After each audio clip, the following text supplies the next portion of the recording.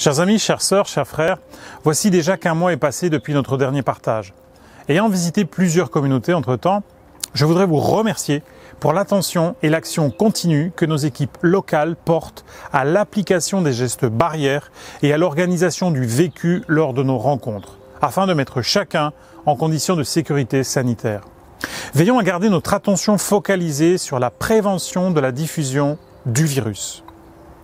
Ce sujet de l'épidémie continue de monopoliser notre attention et reste prioritaire dans les différents médias.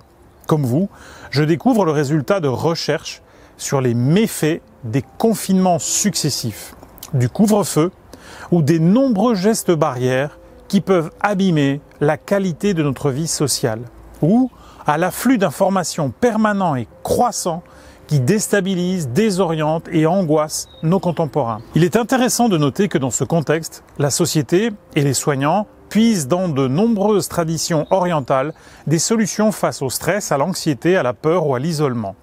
Les techniques du lâcher-prise, de méditation, de yoga sont prisées, pratiquées même dans les hôpitaux pour les patients et pour les soignants. Cette réalité m'amène à partager avec vous les réflexions suivantes. D'abord, comme le dit le grand psychiatre Christophe André, s'asseoir sur un tapis face à une bougie n'a jamais guéri le cancer ou la schizophrénie. Cependant, cela peut fournir une vraie réponse au stress et à la maladie chronique. Nous nous réjouissons, derrière l'apparition et l'application de ces techniques, d'un retour à la médecine de la personne et non des organes, privilégiée par Ellen White et par les traditions de soins chères à l'Église adventiste. Mais d'une façon plus large, doit-on nous tourner vers l'Extrême-Orient pour découvrir de nouvelles ressources? Ou un maître du Proche-Orient n'aurait-il pas déjà largement diffusé sa parole ou son évangile, cet appel à la paix, la bienveillance, la confiance et l'invitation à pratiquer la prière, non seulement comme acte liturgique lié aux pratiques du temple, mais comme un rendez-vous personnel avec le Père Céleste où les heures de dialogue, parfois nocturnes, nous équipent et pacifient pour affronter nos journées et les nombreux défis qu'elles renferment.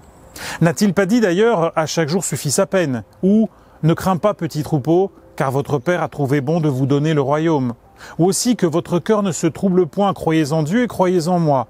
Ou encore, je vous laisse la paix, je vous donne ma paix, je ne vous donne pas comme le monde donne. Que votre cœur ne se trouble point et ne s'alarme point. Simplement, à nous de savoir qui nous appelons maître, de qui nous acceptons la maîtrise sur nos vies, nos cœurs, nos choix, nos émotions. Du rabbi de Nazareth, nommé Jésus et reconnu comme Christ, ou de je ne sais quel gourou prophétique qui traîne sur le net, parfois dans nos églises, et qui veut faire de nous le disciple de la peur, de l'angoisse et de l'affolement. Ce mois, je voudrais attirer à nouveau votre attention sur les conférences de Bernard Sauvagnat, qui auront lieu du 8 au 12 mars sur notre chaîne YouTube. Vous trouverez en ressources sa réflexion sur les 10 commandements, les 10 paroles, sous forme de livres que vous pouvez commander à la Fédération. Mais pour aller plus loin, vous pouvez aussi de façon ludique jouer avec vos enfants, vos proches ou en église avec un jeu de cartes qui lance des défis. Je vous laisse découvrir sa présentation par Marc Cam sur le site de la Fédération. Le pôle mission tient à nous présenter son dernier né, qui fait suite au livre de Peter Homfeld, Suivre Jésus. C'est un guide de conversation très pratique pour continuer l'élan de multiplication des disciples.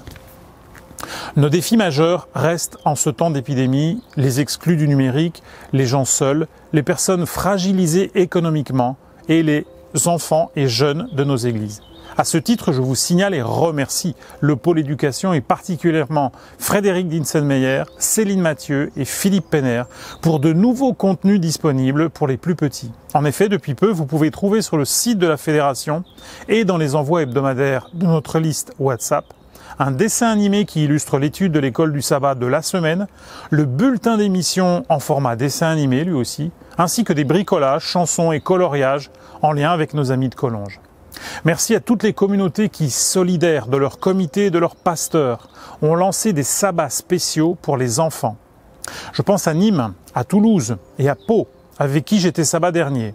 Bravo pour vos initiatives, votre créativité et la capacité à transformer vos temps de culte pour qu'ils soient accueillants et tournés vers les plus jeunes. Je conclus avec cette invitation d'Ellen White dans le livre Rayon de santé. Que votre prière quotidienne soit celle-ci. Seigneur, aide-moi à m'acquitter de ma tâche, à l'accomplir toujours mieux. Donne-moi de l'énergie et de l'enthousiasme. Aide-moi à toujours manifester ton amour.